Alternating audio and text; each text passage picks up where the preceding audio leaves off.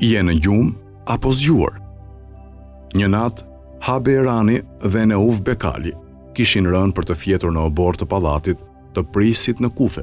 Pas mesit të natës, panë që Emirul Mumenini, Aliu, paqja qoftë mbi të, shumë ngadalë u fut në pallat dhe erdhi drejt oborrit në gjendje shumë të pazakontë.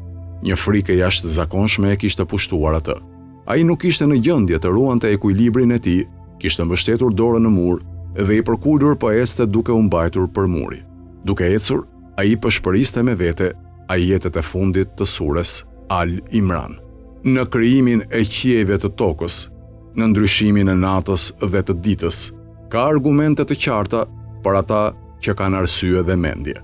Për ata që Zotin e përmendin me përkujtim, kur janë më këmbë, kur janë ulur, kur janë të shtrirë dhe thellohen në mendime rreth krijimit të qiejve dhe të tokës, duke thënë: Zoti ynë, këtë nuk e krijove kot, i lartësuar qofsh, ruajna prej dënimit të zjarrit.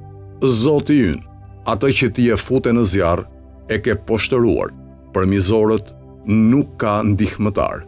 Zoti ynë, ne dëgjuam një thirrës që ftonte për besim e që thoshte: të besoni Zotin tuaj, e ne besuam. Zoti ynë, na i fal gjunahet tona, na i mbulo të metat tona dhe pas vdekjes na bashko me të mirët. Zoti ynë, jep në atë që nëpërmjet të dërguarve të tu na e premtove dhe në ditën e gjykimit mos na turpëro. Vërtet, ti je ai që nuk e shkel premtimin. Sapo i përfundoi këto ajete, ai filloi t'i përsëriste sërish ato nga e para. I këndonte në një kohë që ishte i përhumbur fare, a thua se kishte rënë plotësisht pa ndjenja. Habeja dhe Nufi kishin mbetur që të dy të shtangur në shtrat dhe po vështronin këtë skenë. Habeja po qante me zë të mbytur. As Neufi nuk mundi t'i ndalonte lotët e tij dhe filloi të qante pa zë. Aliu i u afrua Habes dhe e pyeti: je në gjumë apo i zgjuar?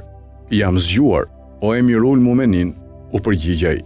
Ti që je kaq pranë Zotit dhe qan kur përgjëron në këtë mënyrë, atëherë mirë ne të shkretët, i tha Habeja. Emirul Mumenini uli syt për tokë dhe qau, pastaj tha: o Habe, të gjithë në një ditë do të rreshtohemi përpara Zotit dhe asnjë veprim yni nuk do t'i mbetet i fshehtë atij.